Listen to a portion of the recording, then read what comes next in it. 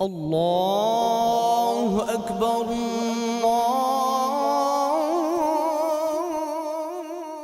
ইন্নাল মুবাজ্জিরিনা কানু ইখওয়ানাশ শায়াতিন।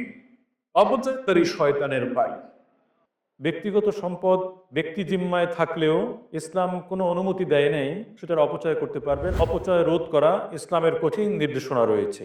লাইট ফ্যানের যে সুইচগুলো আছে প্রয়োজনে চালাবো, প্রয়োজন না হলে অফ করে দেব। যে এই যে অপচয় আমি করছি, এর জন্য আল্লাহ তাআলার কাছে অবশ্যই আমাদেরকে জবাব দিতে হবে।